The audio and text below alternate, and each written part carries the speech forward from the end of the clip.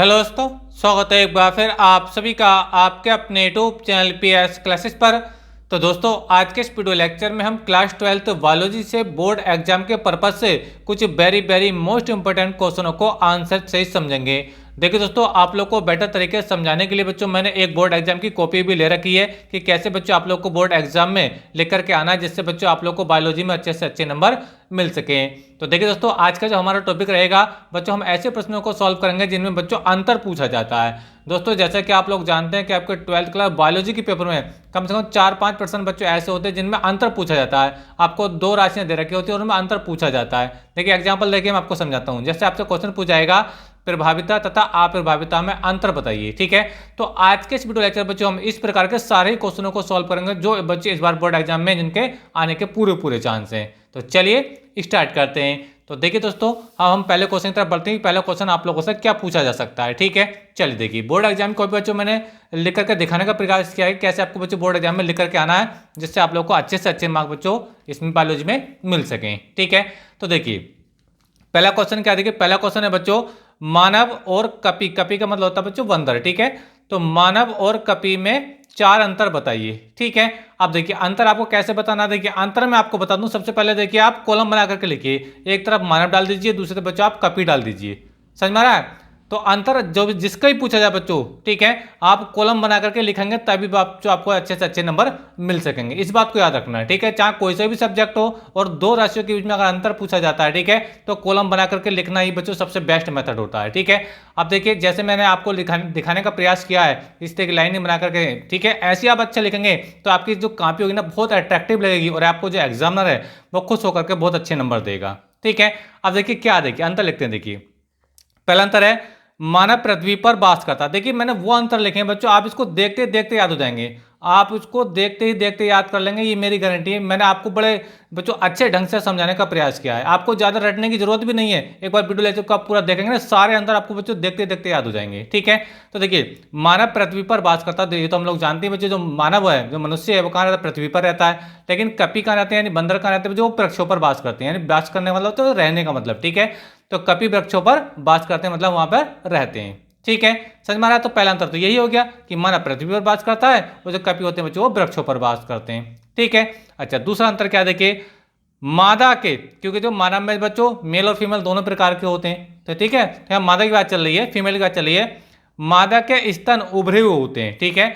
अगर हम मानव में बात करते हैं मादा के लिए, तो मादा के जो स्तन होते हैं बच्चों क्या होते हैं, वो उभरे हुए होते हैं। लेकिन अब बच्चों हम बात करें कपी में और बात करते हैं, ठीक है, लेडीज में बात करते हैं फीमेल में, तो मादा के जो स्तन होते हैं वो उभरे हुए नहीं होते हैं। समझ में आ रहा है। तो ये इसका अंतर हो गया। तो अंतर में होता है क्या है, एक का बिल्कुल जस्ट अपोजिट लिखना होता है, ठीक है। जैसे देखिए मानव के 2 पैर होते हैं, ये तो हम लोग जानते ही हैं, ठीक है।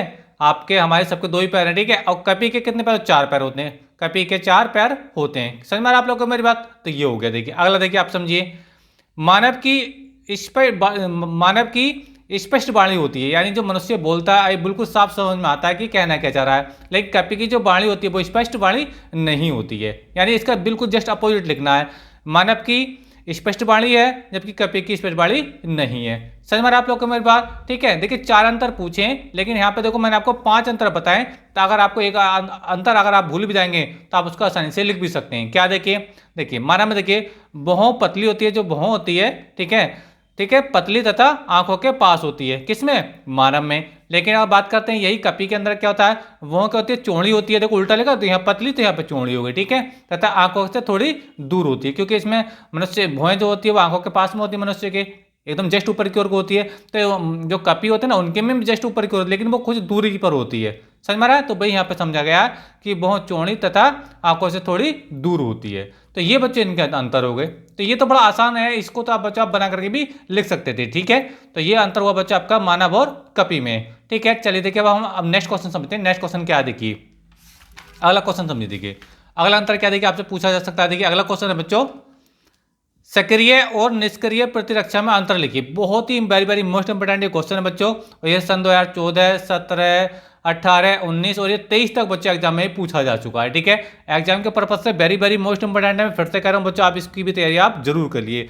और मैं आपको पहले ही बता चुका हूँ बच्चों कि आज के इस वीडियो लेक्चर में मैं जितने भी आपको अंतर बता रहा हूँ बच्चों, ये बच्चों इस बार बोर्ड एग्जाम के लिए वेरी मोस्ट इंपोर्टेंट है। आप इनकी तैयारी आप जरूर करिए।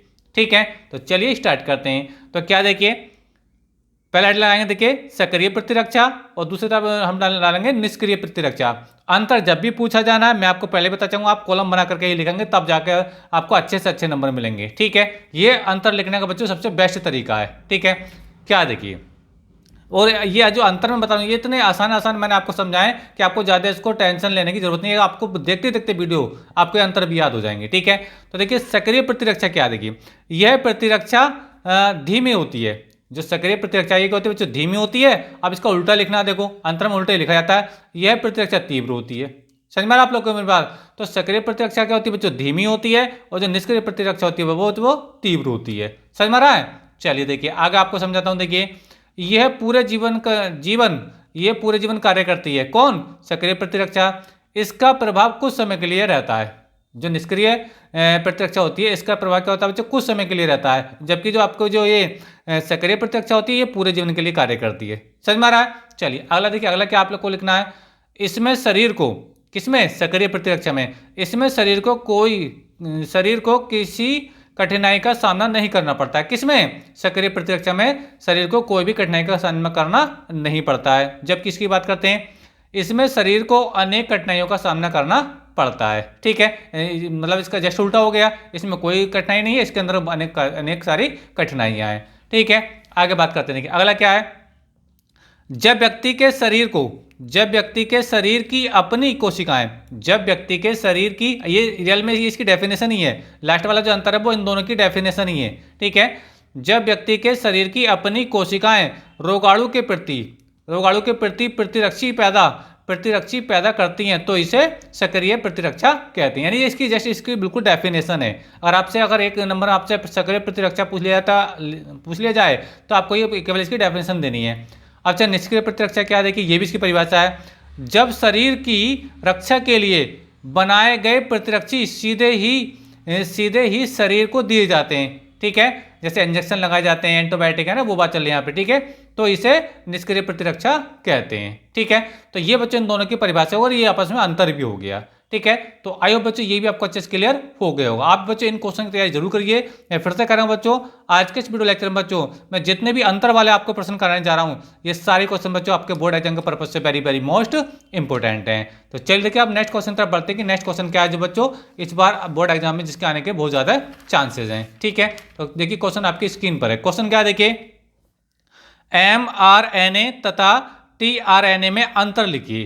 क्या देखिए अंतर है, क्वेश्चन देखिए mRNA तथा tRNA में अंतर लिखिए। और ये जो क्वेश्चन है 2014, 15, 18, 20, 22 और 23 में आया, देखो कितना ये रिपीट हो रहा है बार बार। ठीक है, तो बच्चों ये भी क्वेश्चन बच्चों आपके बोर्ड एग्जाम के पर्पज से वेरी वेरी मोस्ट इंपॉर्टेंट है। ठीक है, तो वही तरीका लिखते, एक तरफ आप कॉलम बनाएंगे mRNA का और दूसरा बनाएंगे आप tRNA का।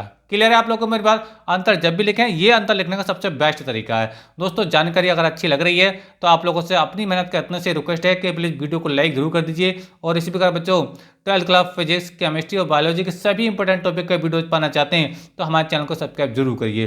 चैनल को सब्सक्राइब करने के साथ बेल आइकन यानी घंटी का बटन जरूर दबाइए ताकि जैसे जैसे हमारी कंटिन्यू वीडियो आए उनका नोटिफिकेशन आप लोग को मिलता रहे और आप जो वीडियो है सबसे पहले देखते रहें। सारे वीडियो बच्चों आपको इसी तरीके से समझाऊंगा, फिजिक्स के भी और केमिस्ट्री के भी। ठीक है, देखिए तो हेड लगाएंगे एक तरफ mRNA, दूसरा लगाएंगे बच्चों हम tRNA। ठीक है, अच्छा पहला अंतर क्या है, इसमें नाइट्रोजन क्षार रूपांतरित नहीं होते हैं। किसमें, mRNA में। क्या देखिए इसमें नाइट्रोजन क्षार जो 4 प्रकार के होते हैं ना, इसमें नाइट्रोजन क्षार रूपांतरित नहीं होते हैं। अब देखिए इसका उल्टा लिखना होगा इधर। उल्टा क्या देखिए, इसमें नाइट्रोजन क्षार रूपांतरित होते हैं, तो इसमें नहीं होते इसमें होते हैं। समझ में आ रहा, तो अंतर में जस्ट उल्टा ही लिखा जाता है, अपोजिट ही लिखा जाता है। ठीक है, अगला बात करेंगे। दूसरा अंतर क्या है, इसका आणविक द्रव्य यानी मोलिकुलर वेट कितना होता है, 2 लाख से 5 लाख तक होता है, यानी बहुत भारी होता है। ठीक है, कौन, mRNA। अगर इसकी बात करते हैं tRNA की तो इसका आणविक भार 25,000 से 30,000 तक होता है। तो ये बहुत हल्का इसकी कंपेरिजन करते हैं तो यहाँ पे तो कितना बड़ा नंबर है, 2 लाख से 5 लाख तक जा रहा है इसकी रेंज, और यहाँ पे 25,000 से 30,000 के बीच में रेंज जा रही है। ठीक है, तो ये क्या होता है, जो mRNA होता है ये भारी होता है। ठीक है, और जो tRNA होता है ये क्या होता है, हल्का होता है। ठीक है, अच्छा अगला अंतर क्या देखिए, अगला अंतर है बच्चों यह कूट सूचनाएं ले जाता है, जबकि ये क्या देखिए ये प्रतिकूट सूचनाएं ले जाता है। अपोजिट है बिल्कुल, ये कूट सूचनाएं लेकर जाता है, ये प्रतिकूट सूचनाएं लेकर के जाता है। अगर आप इसी अंतर को अगर आप क्वेश्चन बैंक से या बुक से देखोगे तो बच्चों ये हेडिंग है ना, ये बहुत बहुत बड़ी हेडिंग है। अब इतना टाइम तो है नहीं कि इतनी बड़ी हेडिंगों को याद करेंगे तब जाकर अंतर याद करेंगे। तो मैंने बड़ा शॉर्ट तरीके से समझाने का प्रयास किया है कि उसका अंतर भी हो जाए और आपको बच्चों आपकी अच्छी तैयारी भी अच्छे से हो जाए, कम समय में अच्छी तैयारी हो जाए। ठीक है, चलिए देखिए अगला क्वेश्चन समझाते हैं। अगला क्वेश्चन क्या, देखिए अगला क्वेश्चन देखिए आपके स्क्रीन पर है। देखिए ये अंतर नहीं है, लेकिन ये क्वेश्चन है जो आपके बोर्ड एग्जाम के पर्पज से वेरी वेरी मोस्ट इंपोर्टेंट है। काफी बार बच्चे बोर्ड एग्जाम पूछा गया है। क्या है, देखिए डीएनए में पाई जाने वाली 4 न्यूक्लियोटाइड के नाम लिखिए। डीएनए में पाई जाने वाली 4 न्यूक्लियोटाइड के नाम लिखिए। जो 4 नाइट्रोजन बेस होते हैं ना, उनके बारे में पूछ रहा है। क्या है, देखिए पहली होती है एडेनिन, जिसे हम ए से रिप्रेजेंट करते हैं। दूसरी होती है बच्चों थाइमिन, जिसे बच्चों हम टी से रिप्रेजेंट करते हैं। जो तीसरी होती है बच्चों आपका ग्वानिन, जिसे हम जी से रिप्रेजेंट करते हैं। ठीक है, और चौथी बच्चों साइटोसिन, जिसे हम सी से प्रदर्शित करते हैं। ठीक है, शॉर्ट में याद रखेंगे ATGT, ATGC, ATGC। ए का मतलब एडेनिन, टी का मतलब थाइमिन, जी का मतलब ग्वानिन और सी का मतलब साइटोसिन। तो ये जो शॉर्ट क्वेश्चन के रूप में बच्चों आप लोगों से पूछा जाता है, ये बहुत ज़्यादा पूछा जाता है, इसलिए बच्चों मैंने यहाँ इस वीडियो लेक्चर में बच्चों इस क्वेश्चन को मैंने लिया है। ठीक है, तो चलिए देखिए बच्चों, अब नेक्स्ट क्वेश्चन में आपको समझाता हूँ कि वो नेक्स्ट क्वेश्चन क्या है जो आपके बोर्ड एग्जाम के पर्पज से वेरी वेरी मोस्ट इंपोर्टेंट है। चलिए देखिए वो क्वेश्चन बच्चों आपकी स्क्रीन पर है। क्वेश्चन क्या, देखिए लगाते हैं इसको, समझिए। देखिए क्वेश्चन है बच्चों हमारे पास, सह प्रभाविता तथा अपूर्ण प्रभाविता में अंतर लिखिए। अब ये देखिए ये जो क्वेश्चन है, ये भी बच्चों question very very most important है, वेरी वेरी मोस्ट इंपोर्टेंट। कई बार तो बच्चे इनकी अलग अलग परिभाषाएं पूछ जाती हैं कि सह प्रभाविता क्या होती है या अपूर्ण प्रभाविता क्या होती है, इसको उदाहरण देकर समझाइए। ठीक है, और कभी कभी अंतर ही आपसे पूछ लिया जाता है, तो अंतर में दोनों की परिभाषाएं देनी होती है। इनमें समझ में आ रहा है आप लोग को मेरे पास क्या लिखना है, देखिए वो मैं आपको समझाता हूँ। हेड लगाएंगे सह प्रभाविता, क्या लिखना है, देखिए जब किसी कारक या जीन के युग्म विकल्पी में कोई भी कारक प्रभावी या अप्रभावी न होकर मिश्रित रूप से प्रभाव डालते हैं। ठीक है, तो इसे सह प्रभाविता कहते हैं। जो सह प्रभाविता की पूरी डेफिनेशन यहाँ पे छाप के आनी होती है। एक बार फिर से रिपीट करूँ, देखिए जब किसी कारक या जीन के युग्म विकल्पी में कोई भी कारक प्रभावी या अप्रभावी न होकर मिश्रित रूप से प्रभाव डालते हैं तो इसे सह प्रभाविता कहते हैं। क्लियर है, तो इसकी डेफिनेशन हो गई। अब देखिए अपूर्ण प्रभाविता क्या होती है, अब इसकी परिभाषा ले देंगे और ये दोनों में इनका अंतर हो जाएगा। देखिए लिखेंगे, देखिए क्या है, ये लिखा है विपर्यासी लक्षणों के युग्म में एक लक्षण दूसरे लक्षण पर अपूर्ण रूप से प्रभावी होता है, क्योंकि नाम में आ रहा है देखो अपूर्ण प्रभाविता। ठीक है, फिर से रिपीट करते, देखिए विपर्यासी लक्षणों के युग्म में एक लक्षण दूसरे लक्षण पर अपूर्ण रूप से प्रभावी होता है, तो यह घटना अपूर्ण प्रभाविता कहलाती है। क्लियर हो रहा आप लोगों को? तो ये बच्चों इसकी डेफिनेशन हो गई, यानी इधर हो गया बच्चों आपकी सह प्रभाविता की डेफिनेशन और ये हो गया बच्चों अपूर्ण अप्रभाविता की डेफिनेशन। मैं एक बार फिर से बता रहा हूँ बच्चों, ये दोनों टॉपिक बच्चों कभी कभी अलग अलग भी पूछ लेते हैं। आपसे पूछा जाएगा सह प्रभाविता पर टिप्पणी लिखिए, ये अलग से पूछ जाता है। कई बार क्वेश्चन ये भी बहुत ज्यादा पूछा गया है कि अपूर्ण प्रभाविता पर टिप्पणी लिखिए, समझ में आ रहा है, और ये दोनों अंतर भी कई बार पूछा गया है। ठीक है, तो कुल मिलाकर बच्चों अब दोनों अंतर अगर याद कर लेंगे, ठीक है, तो ये आप बच्चों 100% मैं आपको बता रहा हूँ कि इनमें से कुछ ना कुछ बच्चों आपको बोर्ड एग्जाम में जरूर देखने को मिलेगा। इसलिए बच्चों आप इसकी तैयारी जरूर करें, बोर्ड एग्जाम के पर्पज से बच्चों वेरी वेरी मोस्ट इंपॉर्टेंट है। तो दोस्तों आज के इस वीडियो लेक्चर में हमने जाना कि बोर्ड एग्जाम के पर्पज से इस बार जो अंतर वाले प्रश्न है वो कौन कौन से प्रश्न है और उनके जवाब आपको कैसे लिख करके आने, वो भी मैंने बच्चों आपको बोर्ड एग्जाम की कॉपी से लिख करके समझाएं। उम्मीद करता हूं बच्चों जानकारी अच्छी लगी होगी। जानकारी अच्छी लगी है तो बच्चों अपनी मेहनत का आप लोगों से इतना सी रिक्वेस्ट है कि प्लीज़ वीडियो को लाइक जरूर कर दीजिए, चैनल पर नए चैनल को सब्सक्राइब जरूर कर लीजिए। मिलेंगे नेक्स्ट वीडियो में किसी नए टॉपिक के साथ, तब तक के लिए धन्यवाद, बेस्ट ऑफ लक।